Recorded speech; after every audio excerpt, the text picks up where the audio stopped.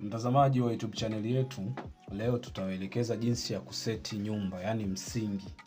Mafundi wengi hupenda kutumia vipimo hivi hapa. Vipimo hivi hapa. Mfano ukiangalia nyumba yetu hii ina urefu wa mita 10.7. Halafu ina urefu wa mita 11.75. Ukijaribu kuchukua vipimo hivi, ukiviweka chini, ina maana inaonyesha hii foundation yote, huu mzunguko mzima wa msingi.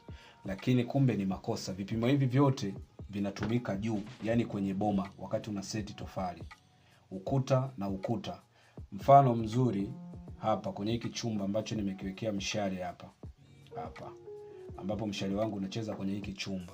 Hiki chumba kinaonyesha kina mita 3.5 ndani kwa ndani. Hii mita 3.5 ukichukua mita 3.5 ndani kwa ndani, ukija hapa kwenye hii washroom ya public inaonyesha ina mita 1.2. Mita 1.2, ukija chumba kinachofuata kina mita 3.2 ndani kwa ndani. Ukichukua vipimo hivi hapa, ukiviunganisha, ukija kutafuta hii tunayoipata kwa nje ambayo inaonyesha upana wake mpaka kwenye hii kitchen, inatakiwa isome mita 10.7. Huo ni upana.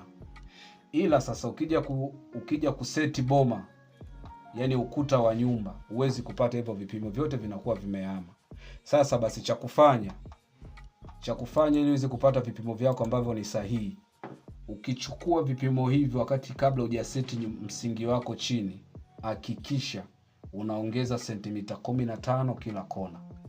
Mfano hapa kuna 45 ya msingi. Kwa hakikisha ile 45 ya msingi zidisha sentimita 15. Lakini msingi wako usome sentimita 45.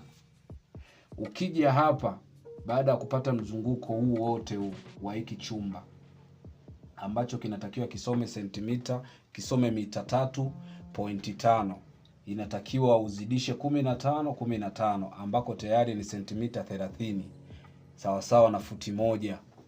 Ukivipata hivyo, kwa msingi wako kama unatakiwa kusoma mita 10.7 upana, urefu ambapo unasoma mita 11.75, hii hapa ukija kuseti boma huwezi kuipata. Kwa mtazamaji, hakikisha unazidisha 15 kwenye kila hengo, ili vipimo hivi vyote vitazidi endapo ukija kuseti juu vitakubalika. Mfano kama hapa, hii jiko ina mita 1, hii jiko ndani kwa ndani ina mita 2.1. Mita 2.1 ina maana tofali ina 15 kwa 15. Nakupa mfano mzuri. Ukichukua hii mita 2.1 ndani kwa ndani, ina maana nje kwa nje inazidi 15. Ndani kwa ndani ikisoma mita 2.1, ina maana nje kwa nje baina ya ukuta na ukuta huu wa hii jiko, nje kwa nje unazidisha 30, 15. Kwa nje kwa nje lazima isome mita 250 ili ndani uipate mita 2.1. Ukitoa 45 ya msingi unatoa 15 ya ndani kwa ndani, ambapo 15 inazidi nje kwa nje. Umeona?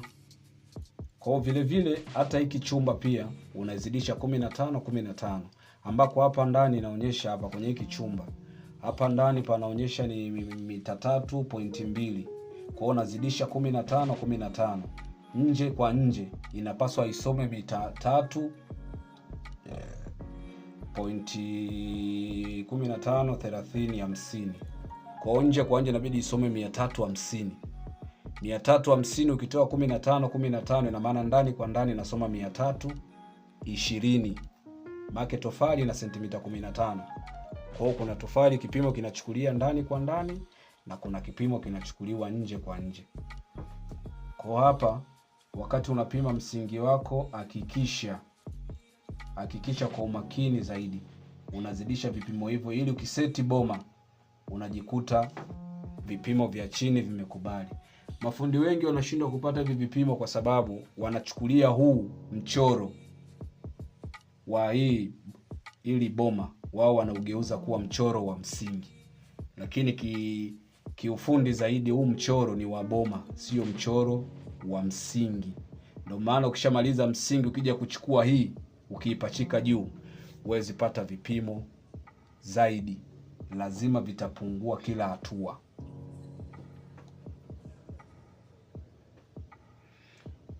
Tunaendelea mtazamaji kukuelekeza mfano. Kitu kingine ambacho unaweza ukaelewa hapa ni hiki hapa. Mtazamaji, mchoro huu ukitaka kupata mchoro wote ulio kamili unafanya kitu kimoja. Cha kwanza, hapa inaonyesha ni ramani nzima ya eneo lako. Ndio maana unaona hapa kuna parking, kuna gari zimepaki, kuna garden, kuna hiki chote. Unatakiwa uvute kipimo cha eneo lako. Kama kitasoma mita 50 urefu, mita 30 upana. Ukishapata eneo lako lote unakuja kuligawa.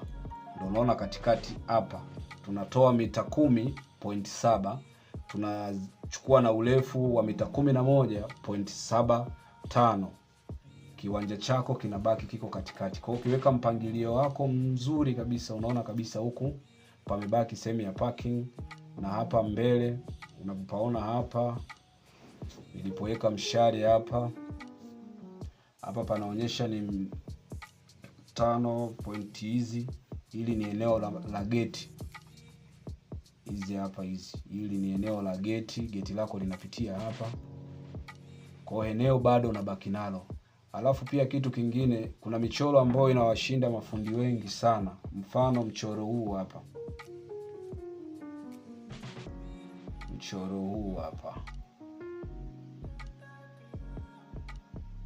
Mfano mchoro huu hapa.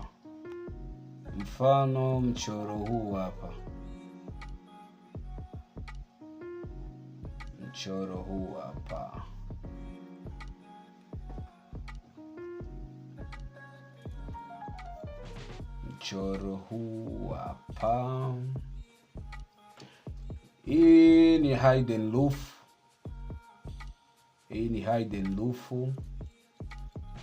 Unaiona muonekano wake inavyotakiwa kuwa. Hapa ni mbele ya nyumba.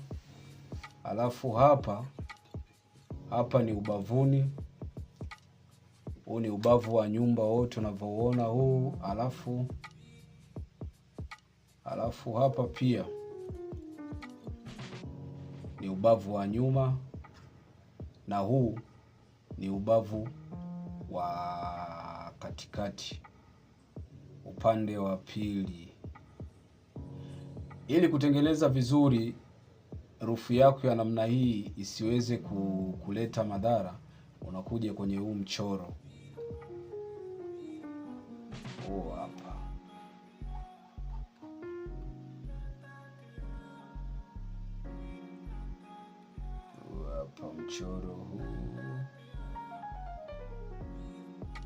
Mchoro huu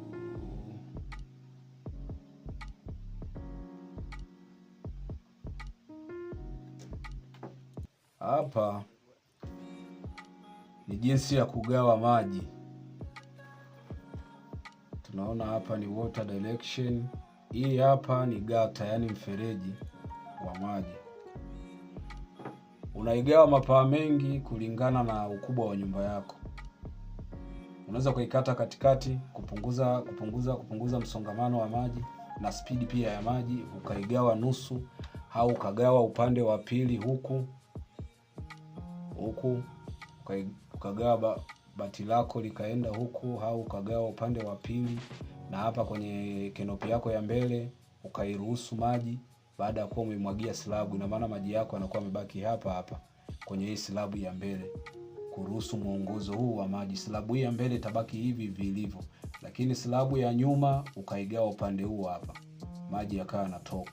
na silabu hii ya mbele ukairuhusu hapa, maji yakatoka kwa upande wa pili. Ina maana unatengeneza mfumo wa gata 3. Lakini ukiona kuna ugumu, unaweza ukaigawa nyumba katikati kwenye huu ukuta huu ambao nimewekea mshale huu, ukaigawa hapa katikati. Kwa hiyo ukagawa bati la huku likaleta maji hapa kwenye mfereji, na bati la huku likaleta maji kwenye mfereji. Kwa hiyo nyumba yako iko umeikata katikati.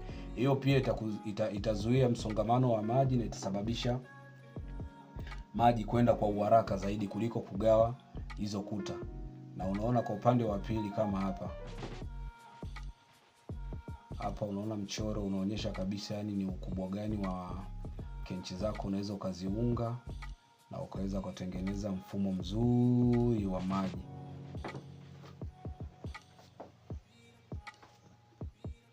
Kwa hiyo mtazamaji wetu, kwa kuendelea kujifunza mambo ya ujenzi, uchoraji wa ramani na mpangilio wa nyumba, usisite kusubscribe na kucomment pamoja na kushare. Comment, share. Pia usisahau kutucheki WhatsApp kwa ramani nzuri za PDF. Unaweza ukazipata kwa namba yetu iko juu hapo. Unatutafuta, tunaweza kukupa ushauri, mawazo, chochote kile kinachohusiana na ujenzi. Usisite kusubscribe na kucomment kwenye YouTube channel yetu ili uendelee kujifunza zaidi kupitia michoro.